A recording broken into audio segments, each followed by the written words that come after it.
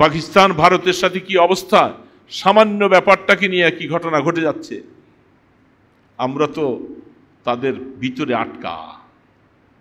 আমাদের জিহাদি মনোভাবনা এই মুহূর্তে দিলের মধ্যে লালন করা জরুরি। আল্লাহ না করুক এই ধরনের সামান্য কিছু যদি আমাদের দিকে, যেহেতু তাদের সাথে আজকে দীর্ঘদিন আমাদের টানাপড়া চলছে, তাদের সাথে আমাদের অনেক কিছুই সব বন্ধ অবস্থায় চলছে, তারা আমাদেরকে সুযোগ পাইলে একটা সুতা অজুহাত দিয়ে আমাদেরকে আক্রমণ করতে দেরি করবে না। সেই সময় আমাদের কিছুই নাই বুঝলাম, তারপরও কি আমি ঈমান হারা হয়ে যাব? ওই সেই বায়াতের দোয়ানের কথা মনে রাখতে হবে মুসলমান। ওই সময় 1500 সাহাবায়ে কেরামদের সাথে আল্লাহ পাক সেই ঘোষণা দিলেন। আজকে 15 কোটি মানুষের সামনে আল্লাহ পাকের ঘোষণা এটা আসবে, ইয়াদুল্লাহি ফাওকা আইদিহিম, তুমি প্রস্তুত থাকো, আমার আল্লাহর হাত তোমার সাথে থাকবে। তুমি যদি সেই খাজুরের টেহনি নিয়েও যদি সামনে বাড়ো, আমি এটাকে অ্যাটমি শক্তি দেওয়ার মতো ক্ষমতা আমি আল্লাহ রাখি। মুসলমান কাপুরুষের মতো জীবন চলবে না। মুসলমানদের যুব সমাজ সকলেই তারা জিহাদি ভাবনা মনে নিয়েই তাদের বাঁচতে হবে। এই সামান্য পরিসরে আমরা যারা থাকি, আমাদের ঈমানটাই আমাদের সবচেয়ে বড়। আমাদের ঈমান কোনোদিন দেওয়া যাবে না। কুফরি শক্তি মতবাদ ওই সময় ছিল, এখনও আছে, থাকবে। তাদের মাঝে আমাদের জীবন কাটাতে হবে। আমাদের মনোভাবনা থাকবে আল জিহাদু মাজিন, যে আমরা জেহাদ চলতে থাকবো। জেহাদি মনোভাবনা যখনই আসে, আমার যা আছে আমি তা নিয়ে প্রস্তুত থাকবো। আল্লাহ পাক আমাকে যেন কোনোদিন ভাবে পিছপাও না ফেলায়, আমরা প্রস্তুত থাকবো তো ইনশাআল্লাহ। মুসলমান ভাইয়েরা, জেহাদি মনোভাবনা রাখা।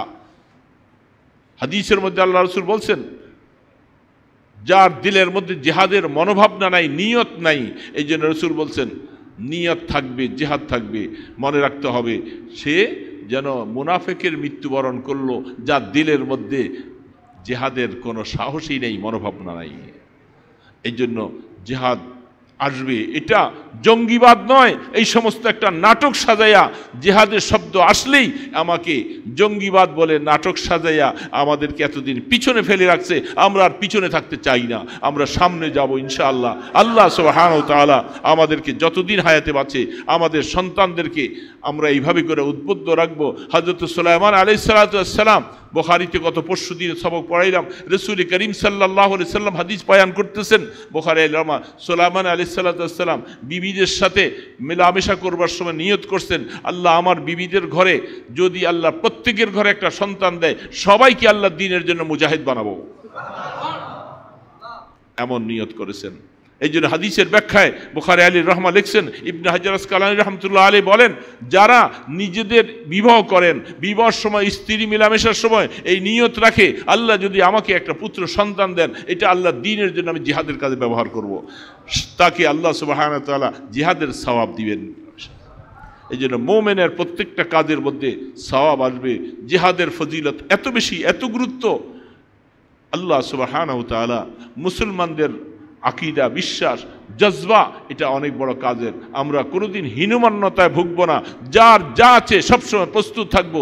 আল্লাহ পাক আমাদেরকে ঈমান নিয়ে দেশ রক্ষা করা, ঈমান রক্ষা করা, আমাদের আল্লাহর দ্বীনকে বুলন্দ রাখা, এটা আমাদের জাতিগতভাবে আমাদের ঈমানি ফরজ। আল্লাহ সুবহানাহু ওয়া তাআলা মেহেরবানি করে ওই মনোভাবনা নিয়ে আমাদেরকে বেঁচে থাকার তৌফিক দান করেন। সাল্লি আলা মুহাম্মাদিন ওয়া আলা আলিহি وأصحابه وبارك وسلم اللهم صل على محمد وعلى آله وأصحابه وبارك وسلم। সম্মানিত মুসল্লিয়ান কিরাম, আল্লাহ সুবহানাহু ওয়া তাআলা কোরআন শরীফের মধ্যে সূরা ফাতাহ একটা সূরা নাজিল করেছেন। সূরা ফাতাহর মজমুনগুলি, তার ভাবার্থগুলি মুসলমানের জীবনে শিক্ষা গ্রহণ করার জন্য যথেষ্ট। যেহেতু আমাদের জমানা আর রাসূল করিম সাল্লাল্লাহু আলাইহি সাল্লামের জমানায় দীর্ঘ সময় অতিবাহিত হয়েছে, প্রায় ১৫০০ বৎসর আগের কথা। 1,500 বৎসরের ভিতরে কত পরিবর্তন হয়েছে, কিন্তু সেই আয়াত আজও বলবৎ আছে। কিয়ামত পর্যন্ত আয়াতের হুকুমগুলি চলবে। আয়াত সম্পর্কিত ঘটনাবলী যদিও তা নির্দিষ্ট সময় নাজিল হয়েছে, তার আহকামাতগুলি, তার হুকুম কিয়ামত পর্যন্ত চলতে থাকবে। এই জন্য আল্লাহ পাক সেই ঘটনাগুলি কোরআনের মাধ্যমে নাজিল করেছেন। যেহেতু কোরআন কিয়ামত পর্যন্ত থাকবে, মুসলমান যতদিন থাকে ততদিন কোরআনও থাকবে। যে সময় জমিন থেকে মুসলমান চলে বিদায় হয়ে যাবে, তখন আর কোরআনের প্রয়োজন হবে না। তখন মানুষগুলি সব শিগাল, কুকুর, পশুর মতো জীবন চলবে। তো সেই দিক থেকে সূরা ফাতহটা, যেটা সম্পর্কে আল্লাহ রসুল, যেটা আমরা হুদাইবিয়া সম্পর্কে জায়গা সম্পর্কে আমাদের জানা, যেটা মক্কার কাছাকাছি, মদিনার থেকে মোটামুটি অনেক দূর, সেই সময়ের কথাটা আল্লাহ রাব্বুল আলামিন এই আয়াতের মধ্যে বিশদভাবে বর্ণনা করেছেন। যখন আল্লাহ রসুল তিনি স্বপ্নে দেখলেন যে আমি বাইতুল্লাহ ঘর তাওয়াফ করতেছি, নবীদের স্বপ্ন ওহী। এই জন্য সাহাবায়ে কেরামের কাছে স্বপ্ন বর্ণনা হওয়ার পরে সাহাবায়ে কেরাম খুব উৎফুল্ল হয়ে তারা আনন্দে মাতোয়ারা। আজকে দীর্ঘ বৎসর হয়ে যায় বাইতুল্লাহর পাশে যেতে পারি না। আর আল্লাহ রসুল যখন স্বপ্নে দেখলেন তিনি বাইতুল্লাহ তাওয়াফ করতেছেন, তাহলে আমাদের বাইতুল্লাহ যাওয়ার রাস্তাটা সম্ভবত সুগম হয়ে গেছে, অনতি বিলম্বে আমরা বাইতুল্লাহ যেতে পারব। মুসলমানদের সাথে, মুসলমানদের দিলের সাথে, ঈমানের সাথে বাইতুল্লাহর একটা সম্পৃক্ত, এটা আজীবন থাকবে। মুসলমান যেই হবে, ঈমান আনবে, যতই তার চাহিদা থাকুক না কেন, সবচেয়ে বড় চাহিদা হয় যে আমি জীবনে বাইতুল্লাহ দেখব, বাইতুল্লাহ নামাজ পড়ব, আল্লাহ রসুলের রওজা আথারে গিয়ে সালাম দিব। এটা সকলের মনের আবেগ, সেটা লালন করেই মুসলমান চলবে। সেই হিসাবে ফজরের নামাজের পরে স্বপ্নের কথা হলো, সাহাবায়ে কেরাম সবাই মুখে মুখে জানাজানি করে সব প্রস্তুত হয়ে গেল যে আমরা বাইতুল্লাহ জিয়ারতে যাব।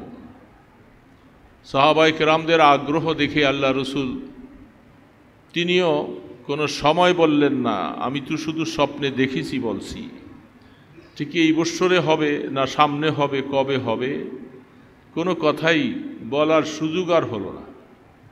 সাহাবাদের আগ্রহ এমনভাবে হয়ে উঠল, তারা প্রস্তুতি নিয়ে ফেললেন, সামানপত্র নিয়ে সাওয়ারি তৈরি করলেন। রাহমাতে দো আলম তিনি তাদের সকলের অবস্থা দেখে তিনিও প্রস্তুতি নিলেন। রসুল করিম সাল্লাল্লাহু আলাইহি সাল্লামের সাথে প্রায় 1500 সাহাবী তৈয়ার হয়ে গেল সামান্য সময়ের ভিতরে। কারণ সাহাবারা তো আমাদের এই জামানার মতো ছিলেন না, তারা তো সরাসরি রসুলকে দেখতেছেন, কোরআন নাজিল হতেছে, তারা সেই মজলিসে থাকতেছেন। এই জন্য তাদের ঈমান, এই জন্যই তো বলা হচ্ছে কিয়ামত পর্যন্ত আনেওয়ালা যত অলি, আবদাল, গাউস, কুতুব থাকুক না কেন, সকলকে এক পাল্লায় ওজন করলে, আর সাহাবায়ে কেরাম ঘোড়ার পিঠে চলে যে যুদ্ধে গিয়েছিলেন, সেই ধুলাটা যদি পাল্লায় ওজন করে, ওই ধুলার ওজন বেশি হবে। এই জন্যই তারা সাহাবী। আর এই নামটা পৃথিবীতে কিয়ামত পর্যন্ত আর আসবে না কারোর জন্য, সাহাবী। এই জন্য সামান্য সময়ের ভিতরে তারা তৈয়ার হয়ে গেলেন প্রায় 1500 সাহাবী। আল্লাহ রসুল তিনিও তাদের অবস্থা দেখে প্রস্তুতি নিলেন, ঠিক আছে সফর শুরু করো, যেহেতু আমরা ওমরা করতে যাব, এই জন্য ওমরার প্রস্তুতি নিয়ে চললেন। সাথে অনেকেই আল্লাহর রাস্তায় জানোয়ার জবাই করার নিয়তে সেই সাওয়ারিও সাথে নিলেন, সাথে ওটের বহরও নিয়ে গেলেন। চলতে চলতে হুদাইবিয়ায় এখনো পৌঁছতে পারেননি। এদিক থেকে কাফের মুশরিকেরা খবর পেয়ে ওই রাস্তার আশপাশে যতগুলি পানির কুয়া ছিল সমস্ত পানির কুয়াগুলি তারা ক্যাপচার করে বিশাল বাহিনী নিয়ে অপেক্ষা যে মুহাম্মদকে কোনো অবস্থাতে বাইতুল্লায় ঢুকতে দেওয়া হবে না। ব্যাস তারা তাদের সংকল্পের মধ্যে প্রস্তুত। সাহাবায়ে কেরাম যাচ্ছিলেন, পথের মধ্যে হঠাৎ করে আল্লাহ রসুলের ওটটা বসে গেলেন। সেই কাসওয়া নামক ওটটা যখন বসে গেলেন, সাহাবায়ে কেরাম চিন্তা করলেন এটা কেন বসে গেল। রসুল বললেন এই ওটটার তো এই অভ্যাস নাই, সফর অবস্থায় কখনো তার সাওয়ারকে নিয়ে এই সাওয়ারি বসে যাওয়া এটা তার আদতে নাই, কিন্তু কেন বসে গেল। বহু চেষ্টা করলেন ওটটাকে উঠাবার জন্য, ওট কোনোভাবে উঠছে না। তখন রহমতে দো আলম তিনি মনে মনে দিলি সংকল্প করলেন যে আমি তো সেই দিকে যাচ্ছি, তারা তো আমাদেরকে বাধা দিবে, যদি তারা আমার কাছে কোনো শর্ত নিয়ে আসে, তারা যেই কোনো শর্ত আমাকে দিবে আমি সেই শর্ত পালন করতে রাজি। এটা দিলের কথা, কারণ আমি যুদ্ধ চাই না, আমি সংঘাত চাই না, আমি চাই সন্ধি আপোষে আমাদের দ্বীনি কাজ আমাদেরকে করতে দিবে, বাধা দিবে না, আর তারা তাদের ধর্মের কাজ তারা করবে, আমরাও বাধা দিব না। যার ইসলাম পছন্দ লাগে, ভালো লাগে, আল্লাহ রসুলকে যার ভালো লাগে সে ইসলামে চলে আসবে, যার ভালো লাগে না সে কুফরির মধ্যে থাকবে। এই জন্য তারা যদি এই মুহূর্তে আমার কাছে কোনো শর্ত নিয়ে যদি আসে, আমি শর্তগুলি পালন করব। এটা আল্লাহ রসুলের দিলের কথা। এই কথাটা ওট না জানলে ওটের মালিক জানেন, কারণ ওটটা যে বসেছে ওটের ব্যক্তিগত কোনো ইচ্ছা এখানে কাজ করে নাই, ওটটাকে ওটের মালিক বসাইয়া ফেলছে। ওট বসে গেল, বহু চেষ্টার পরও ওট উঠানো সম্ভব হলো না। আল্লাহ রসুল যখন দিলে এই কথাটা আনলেন, মালিক যেহেতু জানছে, এবার যখন ওটটাকে উঠাইতে গেলেন ওট উঠে গেল। বোঝা যাচ্ছে রহমতে দো আলমের দিলের কথাটাও মালিক জানে। আর রসুল পাক সাল্লাল্লাহু আলাইহি সাল্লাম তিনি যেই চিন্তা ভাবনাটা দিয়ে নিয়েছেন, বোঝা যাচ্ছে ওই চিন্তার সাথে আল্লাহ একমত।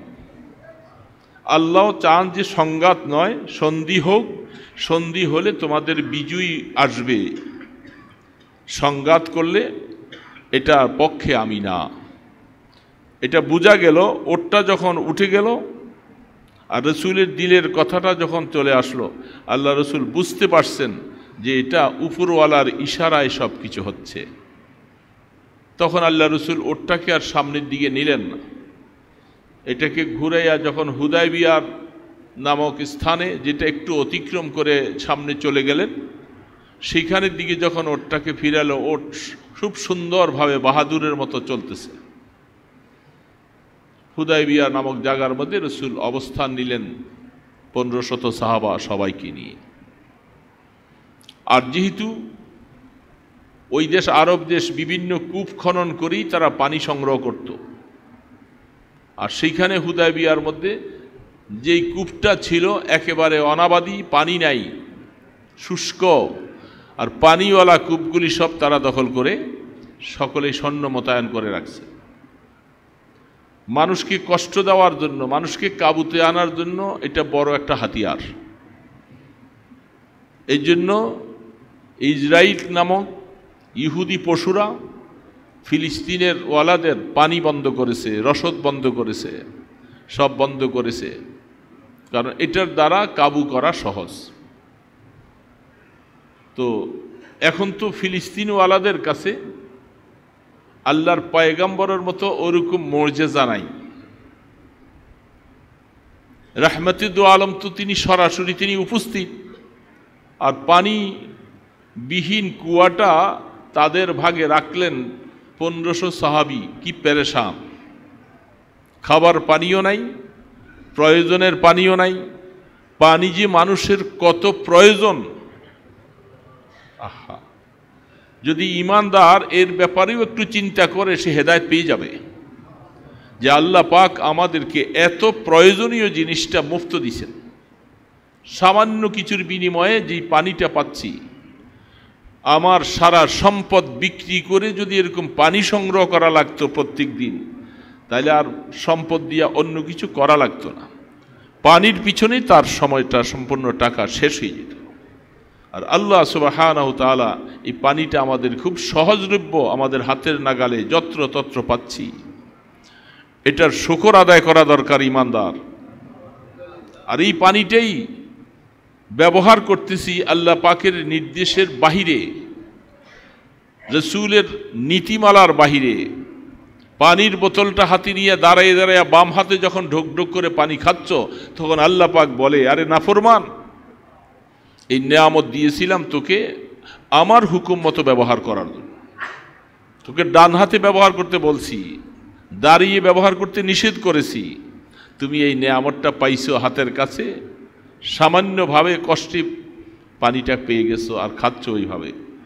এই জন্য মুসলমান কোনোদিন দাঁড়িয়ে পানি পান করে না, মুসলমান কোনোদিন বাম হাতে পানি পান করে না। এটা জীবনের জন্য মনে রাখা দরকার। রাসূল করিম সাল্লাল্লাহু আলাইহি সাল্লাম তিনি বললেন, পানির শিকায়ত করতেছে, পানি নাই। অনেক সাহাবায়ে কেরামদের গোসল ফরজ হয়ে গেছে, কি করবে এই অবস্থায়? মহাবিপদ। আল্লাহর হাবিব তিনি বললেন যে ওই তীরটা নিয়ে আসো আমার কাছে। বলে এই তীরটা নিয়ে এই কুয়াটার মাঝখানে গাড়িয়ে দাও। সাহাবায়ে কেরামের ইয়াকিন আর বিশ্বাস আছে, অল্প দিন তো নয়, তারা রাসূলের সাথে প্রায় মোটামুটি সোহবত এখতিয়ার করতেছেন, অনেক বছর হয়ে গেল। তারা তো রাসূলকে বুঝেন, চিনেন। কুয়াটা নিয়ে, কুয়ার মধ্যে তীরটা নিয়ে গাড়িয়ে দিল, বাস চতুর্দিকে পানি বেশি বেশি উবড়িয়ে পড়া শুরু করে দিল। দেরি হয় নাই, সাহাবায়ে কেরাম প্রয়োজন মিটাইলেন, খাবার পানি সংগ্রহ করলেন, গোসল করলেন। 1500 সাহাবী, কোনো কষ্ট নাই। ওই কাফের মুশরিকেরা তারা মনে মনে চিন্তা করলো, আমরা কি চিন্তা করলাম, ব্যাপারটা কি? মানুষের হেদায়েত পাওয়ার জন্য বেশি কিছু লাগে না। যদি তাদের কপালে যদি হেদায়েত থাকতো, এমন একটা মুজিজা দেখলেই তারা প্রতিহত না করে তারা সকলে সদল বলে ইসলাম গ্রহণ করত। তবে হেদায়েত তকদিরে নেই। সাহাবায়ে কেরাম সকলে বসলেন, এখানে চিন্তা করলেন। এই অবস্থায় তারা তো বিশালভাবে বহর। আল্লাহর হাবিব চিন্তা করলেন, তোমরা তোমাদের মধ্য থেকে একজন সাহাবীকে এই সংবাদটা নিয়ে পাঠাই দিলেন, আমরা যুদ্ধ করতে আসি নেই, যুদ্ধের সরঞ্জামও আনি নেই, যুদ্ধের জন্য প্রস্তুতি যেটা শুধু আমাদের সাথে একটা তরবারি আর একটা তীর, এটা প্রত্যেকের সাথে ওই জামানায় ছিল, এটা বৈধ। আর যুদ্ধের অন্য কোনো সরঞ্জাম আমাদের সাথে নেই। তাদেরকে জানিয়ে দাও আমরা যুদ্ধ করতে আসি নাই, শুধু ওমরা করব, আমরা 3 দিন থেকে চলে যাব। সংবাদটা নিয়ে যে সাহাবীকে পাঠাইলেন, তাদের কাছে প্রস্তাবটা নেওয়ার সাথে সাথে তারা সাহাবীর ওটটাকে কাইটা জবাই করে ফেলছে এবং তাকেও হত্যা করার জন্য সব দৌড়ে আসছে। তাদের মধ্যে থেকে কিছু মানুষ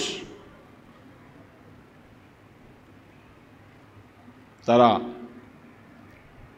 দেখলেন যে না, এটা তো ঠিক না, সে একটা সংবাদ নিয়ে আসছে, এই লোকটাকে কেন হত্যা করা হবে। তারা সামনে গিয়ে তাকে বাঁচিয়ে দেন। তিনি আল্লাহ রসুলের কাছে সংবাদ পৌঁছাইলেন। এতে রসুল খুব মনে কষ্ট পাইলেন। কোনোদিন রাষ্ট্রদূত যদি হয় তার সাথে দুর্ব্যবহার করা এটা রসুলের নির্দেশ ছিল না, তো তারা তো করল। তো সংবাদটা বড়দের কাছে কিভাবে পৌঁছাবে, মোশাওয়ারা ডাকলেন। সেখানে হযরত ওমর ফারুক রাদিয়াল্লাহু তাআলা আনহুর কথা রায় আসলো। তিনি যেহেতু বলিষ্ঠ মানুষ, যুদ্ধের ব্যাপারেও পারদর্শী, তাকেই পাঠানো হোক। হযরত ওমর রাদিয়াল্লাহু তাআলা আনহু বললেন, ইয়া রাসূলুল্লাহ, আমার আপনজন বলতে সেখানে কেউ নেই। আমাকে যদি তারা কোনো রকমের আক্রমণ করে আমার পক্ষে দাঁড়াবার মতো একজন ব্যক্তিও নাই। এই জন্য আমাদের খেয়াল হলো, পরামর্শ হলো, ওসমান রাদিয়াল্লাহু তাআলা আনহু নরম দিলওয়ালা মানুষ। অনেক সময় প্রতিপক্ষ থেকে একটা কথা বললে এটা হজম করার মতো যোগ্যতা ওসমানের আছে। সাথে সাথে যদি পাল্টা উত্তর শুরু হয় তাহলে সেখানে উভয় পক্ষের মধ্যে মারামারি সূত্র হয়। ওসমান রাদিয়াল্লাহু তাআলা আনহুর আপনজন সেখানে আছে, তিনি সেখানে যে কমপক্ষে আশ্রয় নিতে পারবেন। সিদ্ধান্ত তাই হলো, উসমান রাদিয়াল্লাহু তাআলা আনহুকে পাঠাইলেন। হযরতে সাআদ ইবনে আবান রাদিয়াল্লাহু তাআলা আনহু তিনি তখন মুসলমান হননি। উসমান রাদিয়াল্লাহু তাআলা আনহু তিনি তার বাড়িতে গিয়ে আগে আশ্রয় নিয়েছেন। বন্ধু, ছোটবেলার বন্ধু ছিল, আত্মীয় স্বজন। হযরতে সাআদ ইবনে আবান রাদিয়াল্লাহু তাআলা আনহু উসমানকে দেখে খুব, যার পর নাই, খুব খুশি। বহুদিন পরে ওসমান আসছে। তুমি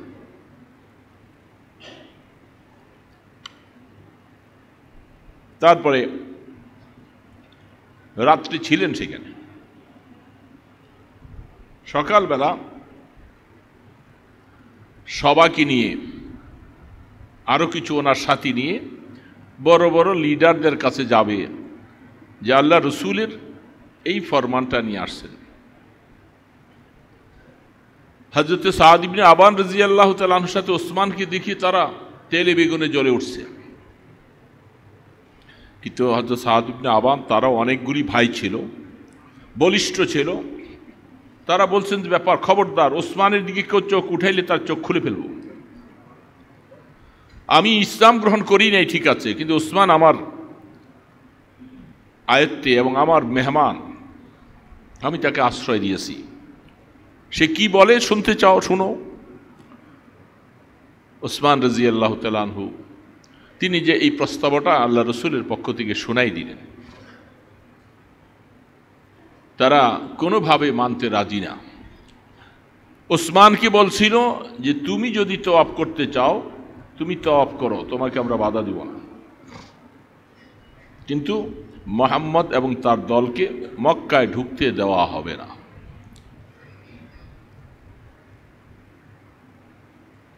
ওসমান রাদিয়াল্লাহু তাআলা আনহু বলছেন, আমি একটা সংবাদ নিয়ে আসছি, আমার আকা, আমার নবী, তিনি যতক্ষণ পর্যন্ত বাইতুল্লাহ আইসা তওয়াফ না করবে আমি ওসমানের জন্য তওয়াফ করা বৈধ না, এটা আমি করতে পারি না। রসুলের প্রেম কত,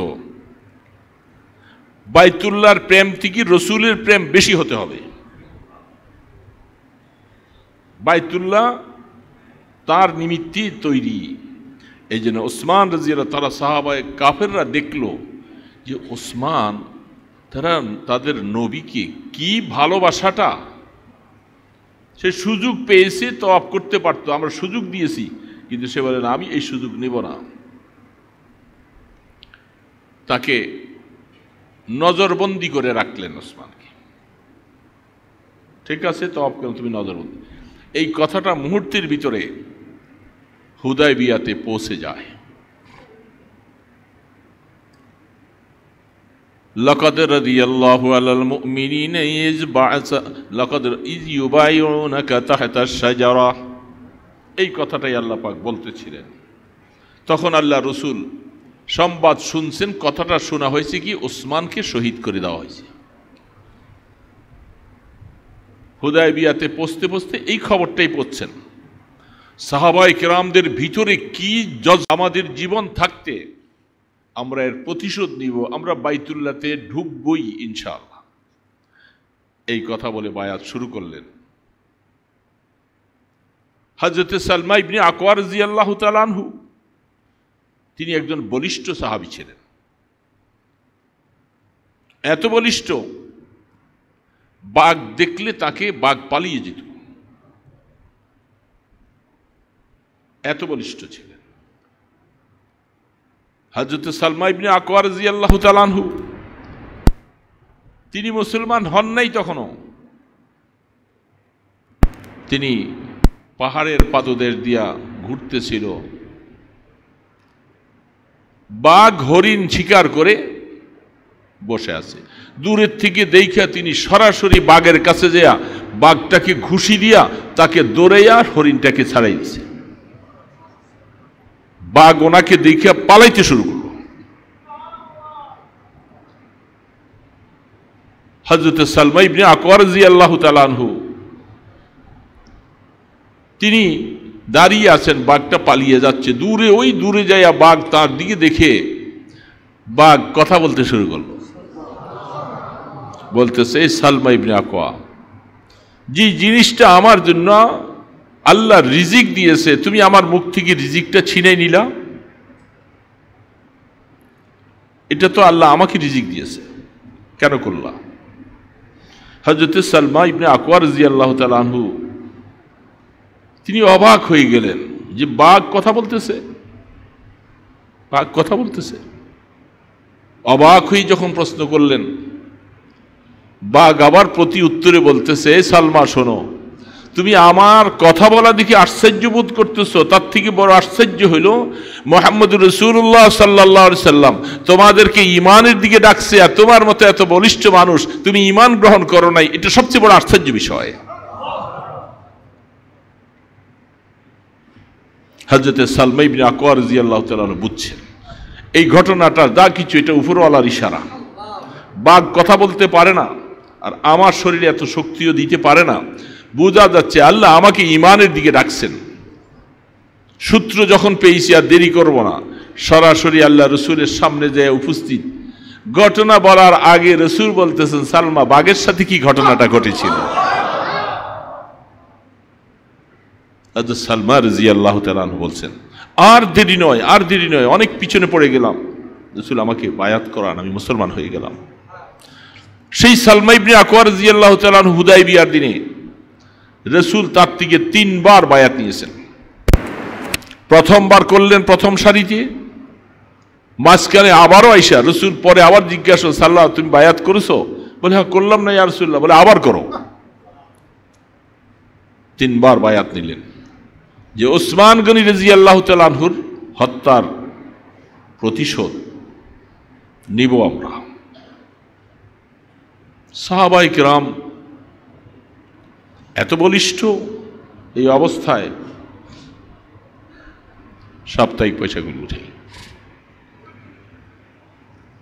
ওই সময় আল্লাহ রসুল সবার হাতে বায়াত এইভাবে নিচ্ছেন, হাতের পর হাত দিয়ে রসুল হাত রাখছেন, হাতের সাথে সব লাগিয়ে লাগিয়ে সবাই চলে যাচ্ছেন।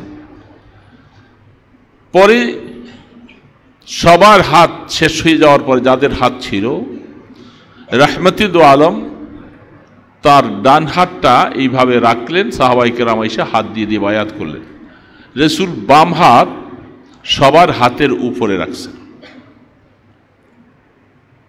রাইখা আল্লাহ রসুল বলতেছেন, হাযা ইয়াদু উসমান, আমি উসমানের পক্ষ থেকে বাম হাতটা সবার সাথে রাখলাম। যেহেতু আমার উসমান নাই, উসমানকে শহীদ করা হয়েছে, উসমান যদি থাকতো আজকে সবার আগে বায়াত করত, এই জন্য উসমান নাই, বাম হাতটা রাসূল এভাবে। কিছুক্ষণ পরে আয়াত নাজিল হয়ে যায়, সূরা যখন নাজিল হয়ে যায়, ইয়াদুল্লাহি ফাওকা আইদিহিম, এই সূরার মধ্যে আল্লাহ সুবহানাহু ওয়া তাআলা আয়াত নাজিল করলেন, রাসূল সাহাবায়ে কিরামদের হাতের সাথে আপনার হাত এবং উসমানের হাত সবার উপরে আপনি রেখে বলছেন উসমানের হাত, এটা আমার হাত না, এটা উসমানের পক্ষ থেকে হাত। আমি আল্লাহ বলে দিতেছি সকলের হাতের উপরে আমার আল্লাহর হাত।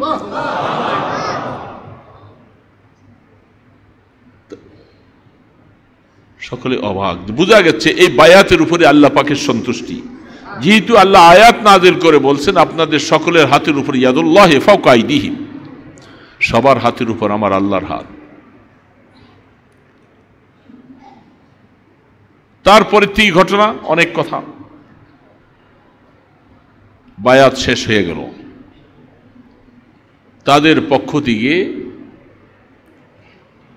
এই কথা তারা শুনতে পারছে বারবারে যে মুহাম্মদ আমাদের সাথে সন্ধি করতে রাজি, এবং তারাও এই ব্যাপারে খুব আগ্রহ।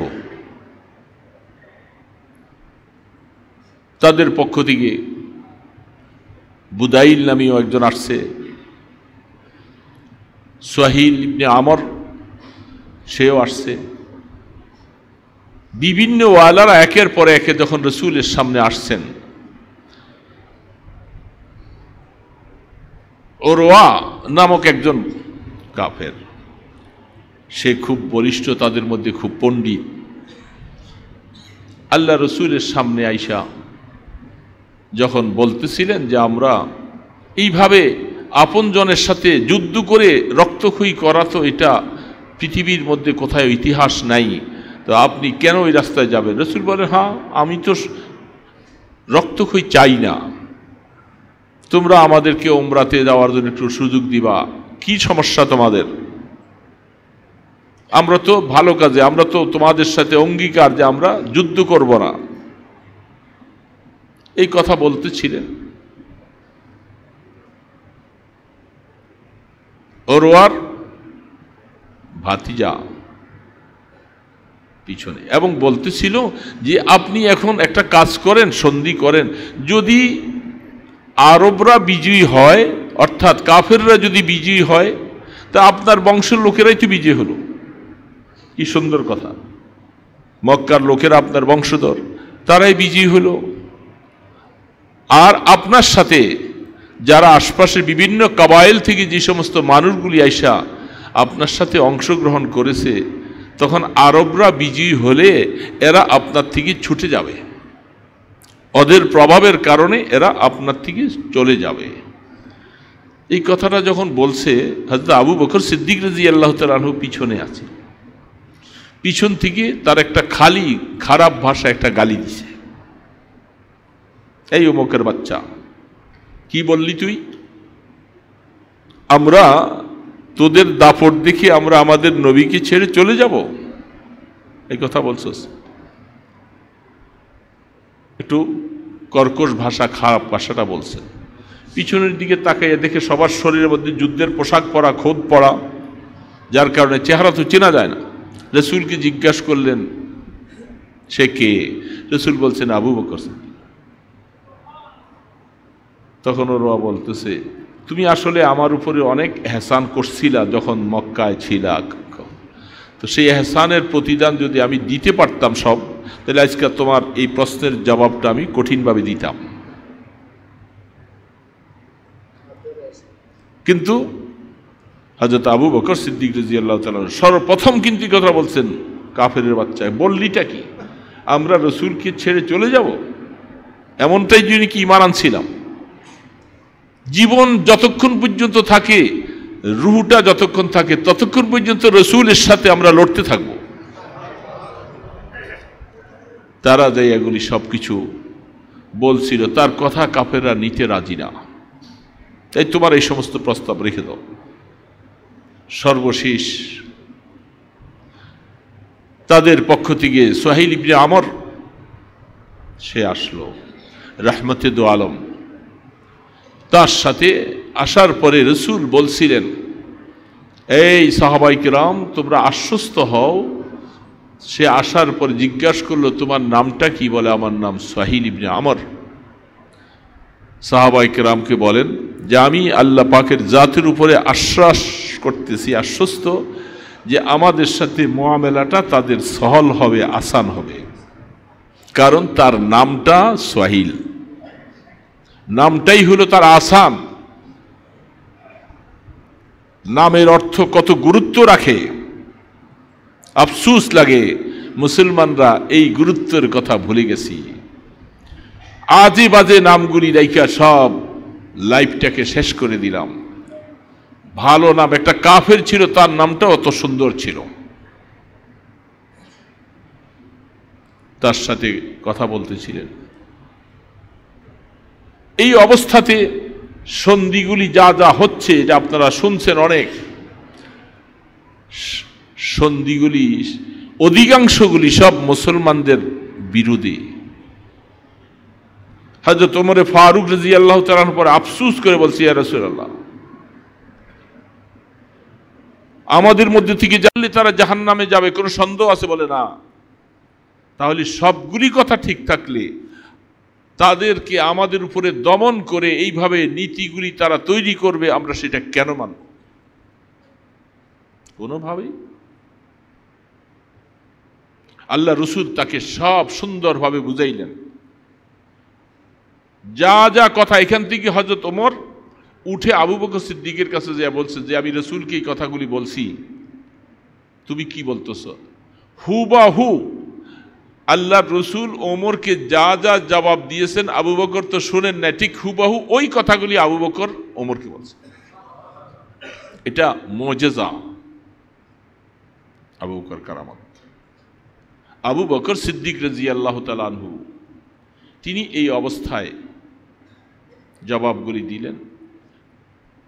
আল্লাহ রসুল তাদের সাথে সন্ধিগুলি করলেন। যখন এই সন্ধি হচ্ছিল, এখনো দস্তখত হয় নাই, এই সুহাইল যে দুই পক্ষের মধ্যে দারওয়ানি করতেছে, তার ছেলে হযরতে আবু জান্দল রাদিয়াল্লাহু তাআলা আনহু হাতের মধ্যে বেরি পড়া অবস্থায় তিনি কোনোভাবে মক্কা থেকে ছুটে তিনি সামনে হাজির। আয়েশা সাহাবায়ে কেরামকে দেখি ফু ফু করে চোখের পানি ছেড়ে দিলেন, বলে আমি ইসলাম গ্রহণ করার কারণে আমাকে যে নির্মম নির্যাতন তারা করতেছিল, আমার বাবা আজকে আপনাদের সাথে সন্ধি করতেছে। আল্লাহ রসুল যত বুঝাইলেন যে এখনো দস্তখত হয় নাই, আবু জন্দলকে ফেরত দেওয়া হবে না, কোনোভাবে মানতে রাজি না, না আবু জন্দলকে ফেরত দিতে হবে। সাহাবায়ে কেরামদের চোখের মধ্যে পানি। তাদের ভাই শিকল বাঁধা অবস্থায় সামনে আসলো, কিন্তু তাকে ফেরত দেওয়া হচ্ছে। রসুল বলেন, কারণ আমি যেহেতু এটা না মানলে সন্ধিগুলি হবে না, আর সন্ধিগুলি না হলে আমরা কাজ করতে পারবো না, অসুবিধা। হযরত আবু জান্দলকে ফেরত দিলেন। রাসূল করিম সাল্লাল্লাহু আলাইহি ওয়াসাল্লাম আবু জান্দলকে বুঝাইছিল, আবু জান্দল একটু সবর করো, আল্লাহ অতি শীঘ্রই আমাদের জন্য একটা রাস্তা খুলে দিবেন। তখন সূরা ফাতাহ নাজিল হয়। সেই জায়গার মধ্যে যে কথাটা আমি মাঝখানে রেখে আসছি, সামারিটা বুঝতে হবে, শুনতে হবে। ঘটনাটা বলা মাকসাদ নয়, ঘটনা না শুনলে তার ততবিক দেওয়া, সম্পূরক স্থান দেওয়া সম্ভব না। উসমান গনি রাদিয়াল্লাহু তাআলা আনহু তাকে শহীদ করেছেন, তিনি সেখানে শহীদ হয়ে গেছেন এবং বায়াত নিলেন। যে বায়াতের উপরে আল্লাহ পাক আয়াত নাযিল করে বলছেন, আপনাদের বায়াতের উপরে আমি রাজি এবং সবার বায়াতের উপরে আমার আল্লাহর হাত। পরক্ষণে তো জানা গেল ওসমান রাদিয়াল্লাহু তাআলা আনহুকে শহীদ করে নাই। খবরটা একটা ভুল খবর আসছে, তাকে বন্দি করে রাখছিলেন, নজরবন্দি। তিনি সুন্দর সুস্থ অবস্থায় ফিরে আসছেন। এখন এই বায়াতের অর্থ কি, হাকিকত কি? যেখানে উসমান গনি রাদিয়াল্লাহু তাআলা আনহু হত্যাকে কেন্দ্র করে, শহীদ হওয়াকে কেন্দ্র করে সব সাহাবায়ে কেরাম বায়াত নিলেন, রাসূলও বায়াত নিলেন, তার উপরে উসমানের হাত দিলেন এবং আল্লাহ সুবহানাহু ওয়া তাআলা সকল হাতের উপরে বলছেন আমার হাত। উসমান তো শহীদ হয় নাই। এখন বায়াতটা কিসের উপরে বায়াত হলো? এটা তো এখন কিছু কিছু মানুষ যারা বুঝে না বলে তোমাদের নবী তো একটা মিথ্যা কথার উপরে বায়াত নিছে, বলে নাউজুবিল্লাহ। যেহেতু ঘটনাটা সত্য নয়, তো বায়াত যে নিয়েছে তাহলে বায়াত এই মিথ্যা প্রমাণিত হলো। কোরআন বুঝলাম আল্লাহ রসুল তিনি উসমান গনি রাদিয়াল্লাহু তাআলা আনহুর হত্যার ব্যাপারে তিনি জানতেন না। তিনি যেহেতু গায়েব জানেন না, আল্লাহ জানান নাই, এই জন্য তিনি জানেন নাই। তিনি এই জন্য সবাইকে নিয়ে বায়াত করাইলেন। বায়াত আলাল মউত, বুখারীতে বলতেছেন বায়াত আলাল জিহাদ। এখন সবাই বুঝলাম তিনি জানেন না, রসুলও তিনি গায়েব জানেন না, ঘটনাটা ঘটে গেছে, কিন্তু আমার আল্লাহ পাকের কাছে কি এটা গায়েব? বুঝেন নাই কথা? এই ঘটনাটা কি আল্লাহ পাকের কাছে এটা অদৃশ্য না যে দৃশ্য? রসুল জানেন নাই, আল্লাহ কি বলেন না? জানেন না, না জানেন। এখন উসমান শহীদ হয় নাই, এখন আল্লাহ পাক হাত উপরে নাজিল করে দিলেন, উপরে হাত দিয়া বলছেন তোমাদের বায়াতের উপরে আমি আল্লাহ সন্তুষ্ট এবং সবার হাতের উপরে আমার হাত। এটা কেমন ব্যাপারটা? কি ঘটনা ঘটে নাই, কিন্তু আল্লাহ পাক এটার উপরে সন্তুষ্ট প্রকাশ করলেন এবং সাহাবায়ে কিরামদের বায়াতের উপরে আল্লাহ রাজি হয়ে গেলেন, অথচ ওসমান তো শহীদ হন নাই।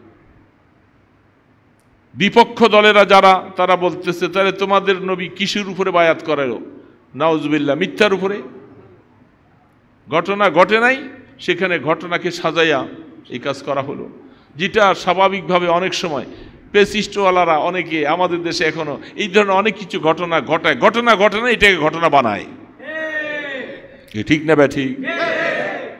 কোনো দোষ নাই, তাকে জঙ্গিবাদ বানাইয়া তাকে জেলখানায় শাস্তির পর শাস্তি দিতেছে,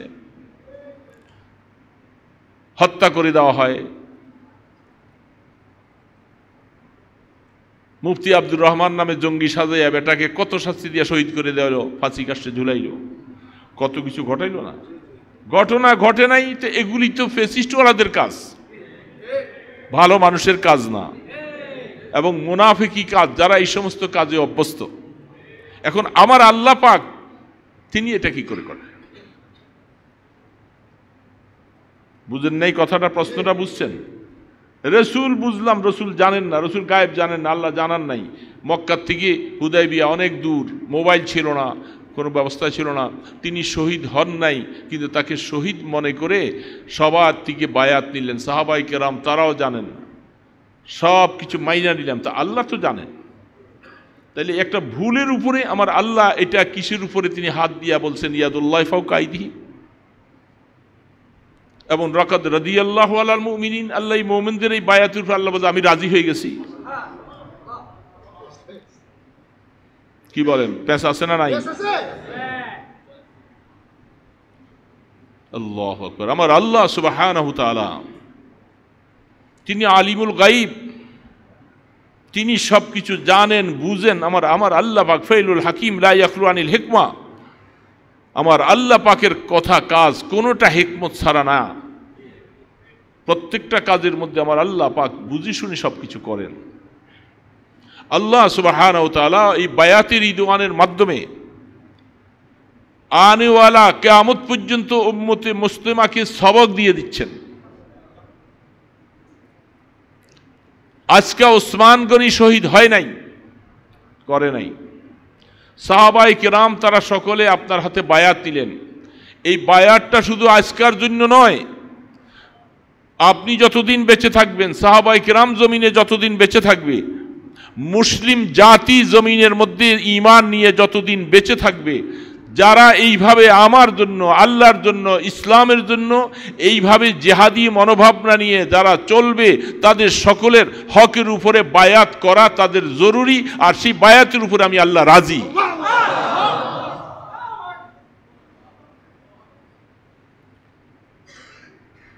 মুসলিম জাতি, মুসলমান ভাইরা, এই জন্য রাসূল বলছেন আল জিহাদু মাজিন ইলা ইয়াউমিল কিয়ামা।